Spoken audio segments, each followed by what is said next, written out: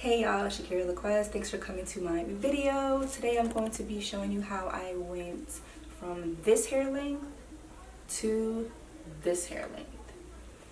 If you want to see how I got that, keep on watching.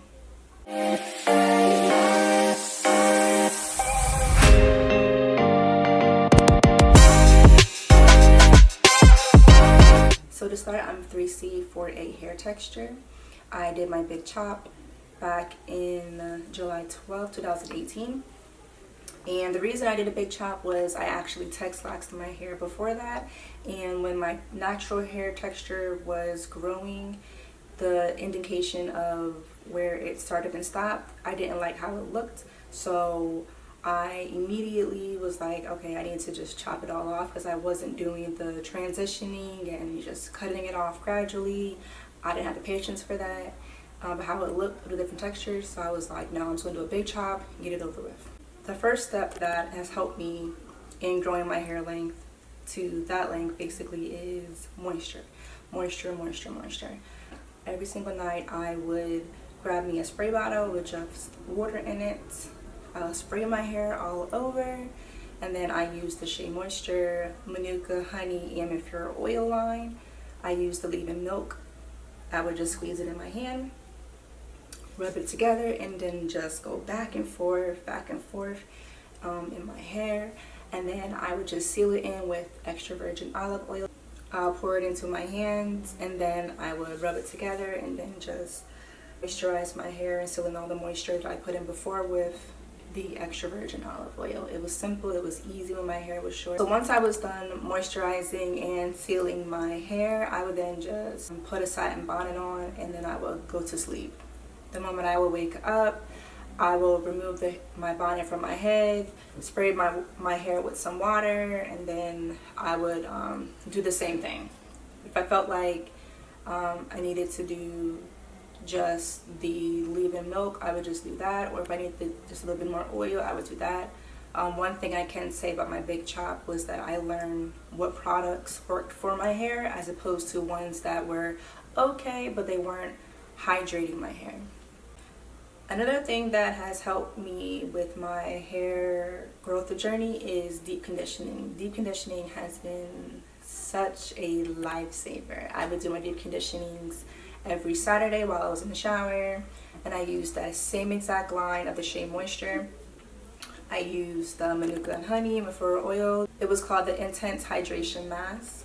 So I would wet my hair in the shower, and then I would put the Shea Moisture Manuka and Honey conditioner. I would condition my hair first, and then I would rinse it out, and then I would go in with that Intense Hydration Mask, and then I would leave it on my hair, wash my whole body out.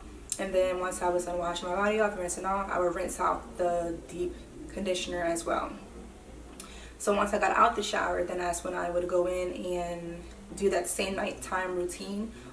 The leave-in milk along with extra virgin olive oil.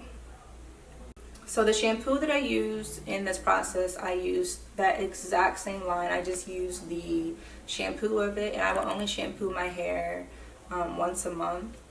And it kind of depended on what I put into my hair too. If I was putting gel in my hair like the Eco Styler gel, the only line I used from Eco Styler was the olive oil gel.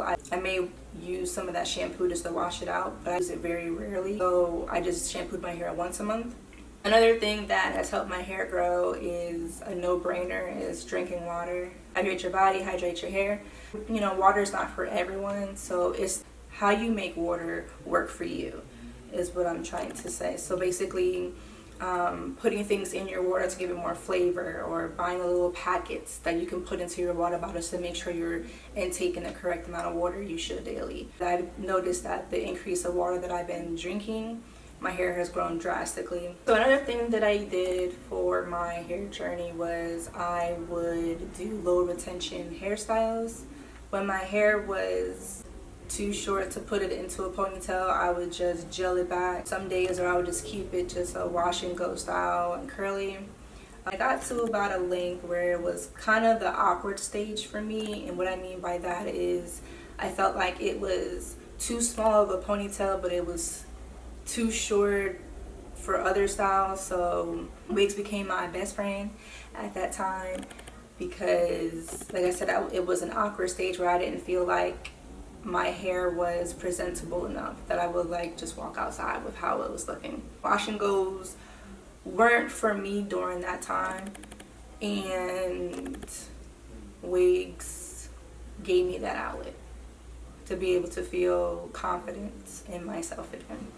And during that first year, I had a lot of regrets, like, dang, I really cut my hair. Like, dang, I really cut my hair. Now I don't have no hair. And now I have to wait for it to grow back. I would do twists in my hair as well. By the time my hair became long enough for me to put it into a high ponytail or like a high one back here, that's when I was able to go to websites and I was buying the ponytails that you put on top of your ponytail. You just use a drawstring and you tie it around to secure it. So I was wearing styles like that because I love ponytails. That's all I've ever worn, was having my hair in a ponytail even before I cut it. So I wore those styles a lot. I also did some box braids in a time frame too. I did like a rubber band method so that I did my own hair, so I knew that my edges weren't being pulled. But after that first year, I wore ponytails all the time because my hair was long enough to put it into a low ponytail. I had a little poof ball in the back, a little curly ball in the back. It was cute. I loved it. I was able to gel down my edges and just go straight out like that. Shea Moisture wasn't always the cheapest for me back then, so I was dipping into other brands to see what other brands that I actually could use in my hair to substitute. So I went to Cantu, the curling coconut cream. I was only able to use the coconut curling cream for maybe like 2 weeks max before I felt like my hair was just like, girl, what are you doing? So after that, I would go back to my Shea Moisture and moisturize my hair like I was before. Like, you know, they said, if it ain't broke, don't fix it. So that's exactly what I did. If it wasn't broke, I ain't fix it. But I still like used the rest of that coconut curling cream because I paid for it. But I used it like gradually, like weaving it in certain weeks. So that's what I was using it to put a bottle in the trash. But the Shea Moisture has been it for me. So each year I was trimming my hair. So I would trim my hair like straight across each year to see any split ends I had. I would just go straight across. I would have somebody cut it for me for like got to about the second or third year like that, because I didn't have anybody to just cut it straight for me. So I would just trim a little bit from each side and just snip, snip, snip. Snip, snip, snip, simple and easy. So when it came to straightening my hair, I would only straighten my hair a maximum of 2 times a year. Just use those wigs to put color into my hair.